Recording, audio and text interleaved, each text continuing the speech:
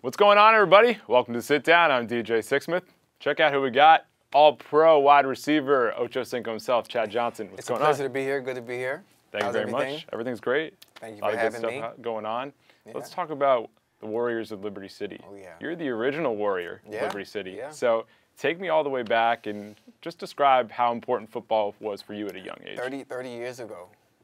It's a long 30 time. years ago. That's a long time. I'm 50 now, so listen, it was extremely important to have an outlet for us. You know, back then, back in the 80s, early 90s, you already know it was a war zone down in Miami. That would be the peak Escobar, Griselda Blanco era. I hate to even bring that up, but that's exactly what it was. Yeah.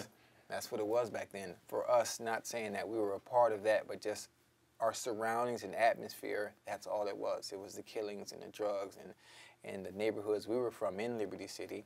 We had no outlet, no peace of mind. So once Luther Campbell came up with the idea of having Liberty City Warriors as a football program, giving us that sense of freedom, that sense of peace away from all the violence and all the struggles or whatever you had to go through at home, you knew once you touched that football field, it was all fun.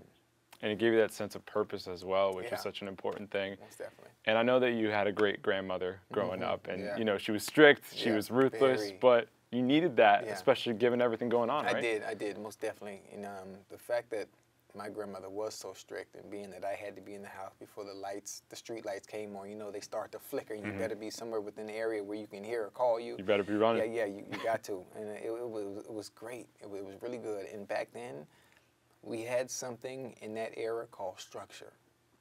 So even those that were doing bad, even those that were in the streets, there was structure to where even if you wanted to venture off, if you were a football player or you were an athlete who was good and up and coming, they wouldn't even allow you.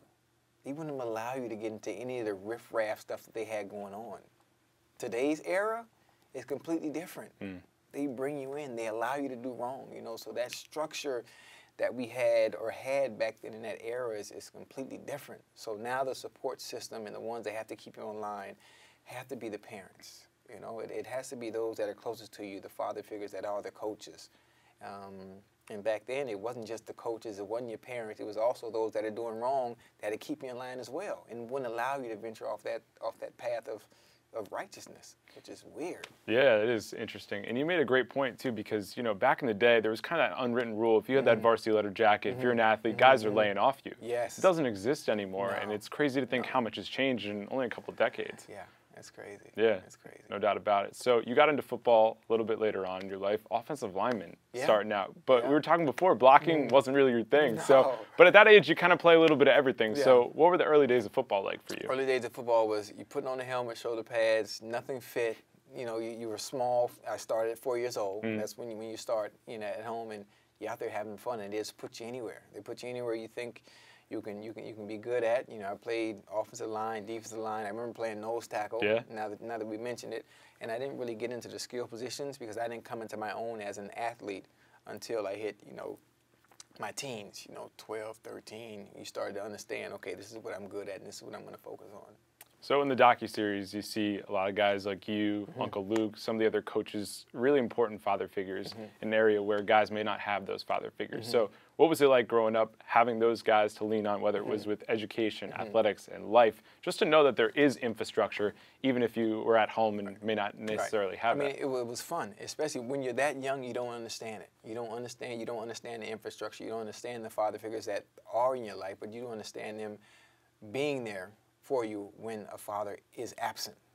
Obviously, my grandfather was there who passed away in '94, so I was fortunate enough to have my grandmother and have my grandfather, who were both strict. I was fortunate to have them.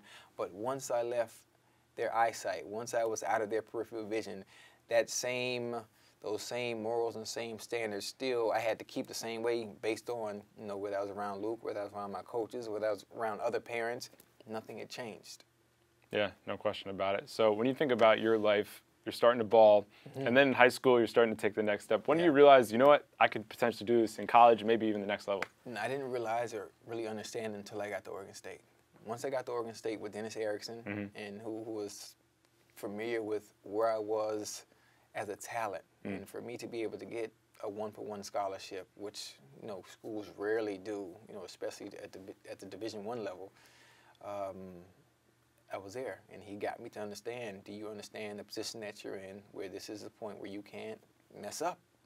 If you mess up now, the dreams and your aspirations that you've had since you were a child, they'd probably all be gone.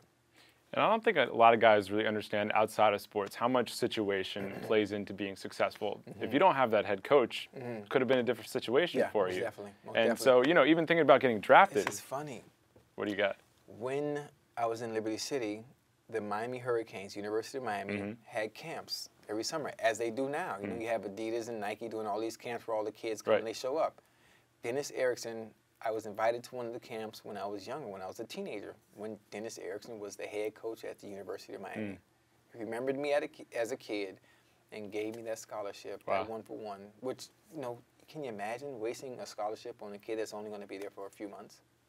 You were a talent, though. Yeah. Took a chance on you. He took a chance on me, and if you I hadn't made the most of it. Yeah, and if you hadn't had the structure of Liberty City with the football program, you're not at that camp. Exactly. Your life could be a lot different. So, yeah, I mean, that's pretty crazy, too, the fact that they took that chance on you. And only for a couple months you're playing at Oregon State. So what was the coolest memory of that time for you?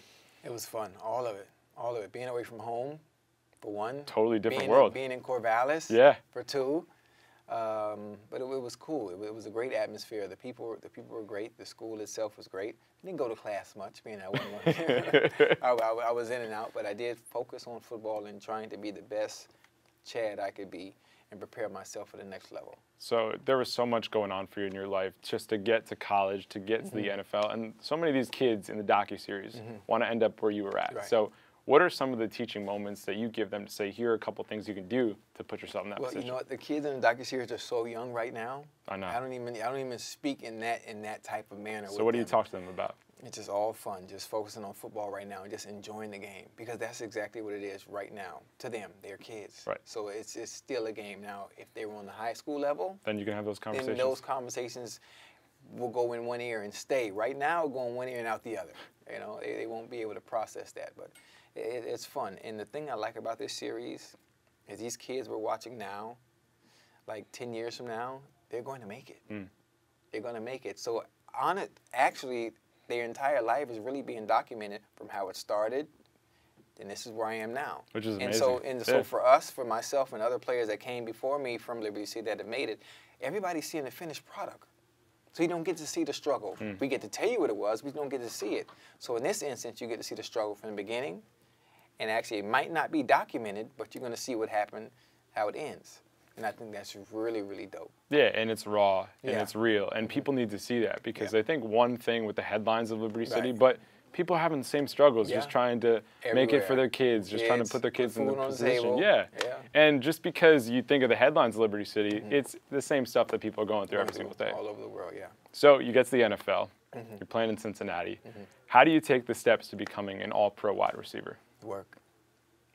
Finding out what that niche was for me. There are thousands of receivers in the NFL.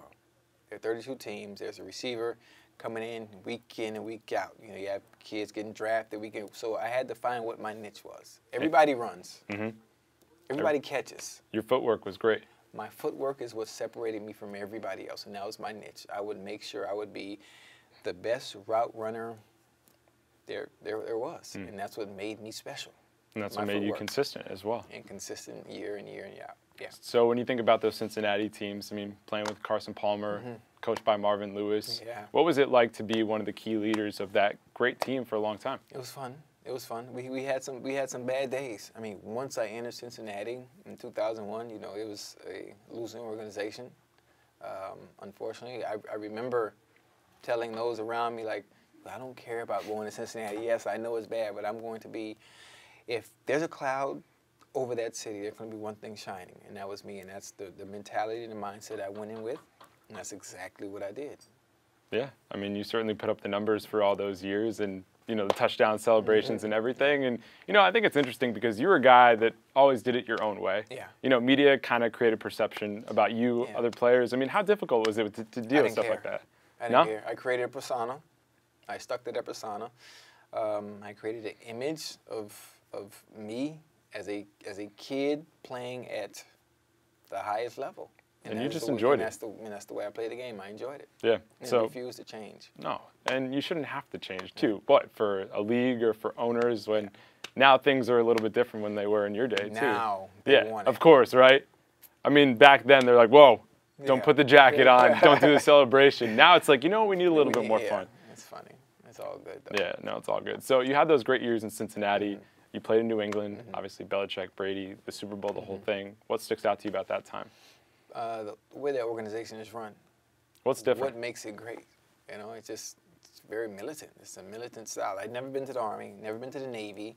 You know, I'd never been to the Marines. But if I had to take a guess on what it's like being there, the way things are run, detailed, disciplined, it'd be like playing for the Patriots. And that's the reason for the success. Outside of having the best quarterback probably to ever play the game, along with the coaching staff that is like a bunch of Albert Einsteins when it comes to the game of football. Yeah. So you combine all that together and you get dynasties and you get consistency year in and year out.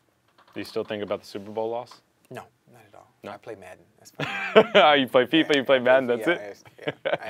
I don't think about it like that. The game of football itself, once it was over, like I was content, man. I was done. Well, you had plenty going on besides that. You know, a lot of guys aren't ready to retire. Right. I was very content in that piece. Yeah. You know, because I had so much more on that plate after. And you had the family thing going on too, which is important. And so very let's much. talk about that. You know, you have kids that are extremely athletic. You got, you know, a bunch of kids now. So what's it like being a father? It's fun.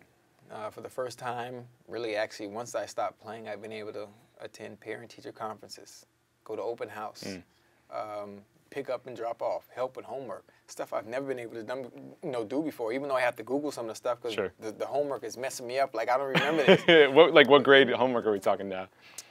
From high school all the way to kindergarten. Wow. Yeah, so it's you know, being a father full-time is so dope instead of just being here financially. Here you go, make sure everything's taken care of. Because I was so focused on playing ball and being gone and training.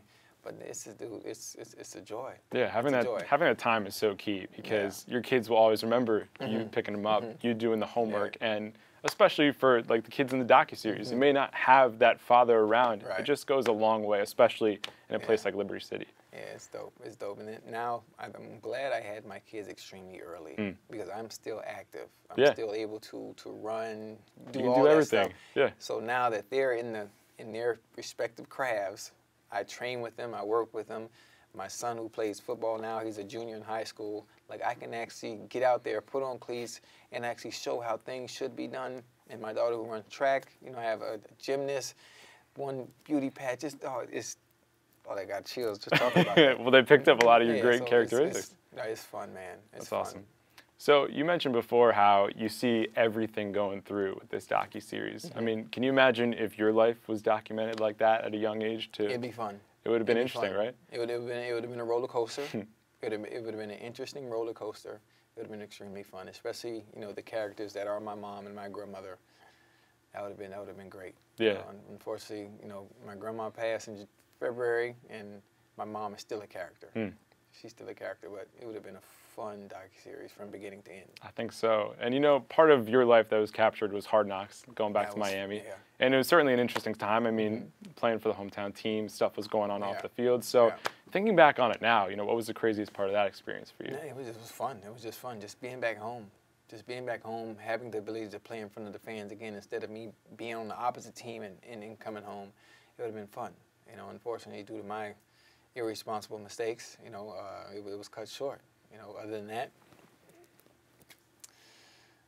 that's about it. I would have really, really enjoyed to finish off the right way. Being at home, playing in front of those exact same kids from Liberty City. And you're still making an impact on those kids today, which is a cool thing. So how did you first get involved with the whole docuseries? I got a phone call, that the docuseries was going on, with LeBron and Maverick Carter, obviously Luther Campbell and all those others that are involved with the piece. I mean, you got to have the person that started out at Liberty City and probably really one of the first to make it out of Liberty City to the NFL and, tell my story. And what does it mean to you when you see guys like Duke Johnson, Devontae Freeman? I mean, the list goes on and on. Dope. Yeah, it's incredible. The list is extremely long. The list is extremely long, and not just those that came out of Liberty City, but those that came from surrounding areas that Miami have been through the similar situations that have actually made it. I mean, it's dope, and it's great to see. It's great to see all of them flourishing you know, in the NFL at the next level. And I like the one story, the one coach of the 155s. You know, he was a guy that right before his high school graduation gets in a fight, his college prospects don't work out. Right. That's somebody the kids can learn from to say, listen, don't mess up like I did. Learn from my mistakes, and you will make it. How important is it to learn the bad stuff along with the good stuff? You have to, because all the kids get to see is the good stuff. They need to know the mistakes. And sometimes in life, you have to learn a lesson the hard way. Sometimes you touch the stove and it's hot. It doesn't take, sometimes you got to get burned more than once. You understand? But they need to understand sometimes you don't get a second chance. Sometimes you don't get a second chance to touch that stove. You know, so try to do right as much as possible. Living the perfect life, I mean, it sounds great, you know, following the 10 Commandments. Like, come on, that's not reality. You got to live in reality. Yeah, well, you know, you're going to mess up. You strive to be great, but at the same time, let's be transparent and talk about where we fall short. Exactly. You know? Nobody's perfect. Exactly. So, Chad, when people watch this docuseries, what are a couple thoughts you want people to have about the program, about the culture, and about just the next few years of these kids' lives? I think, for one, I think the docuseries is going to open a lot of eyes.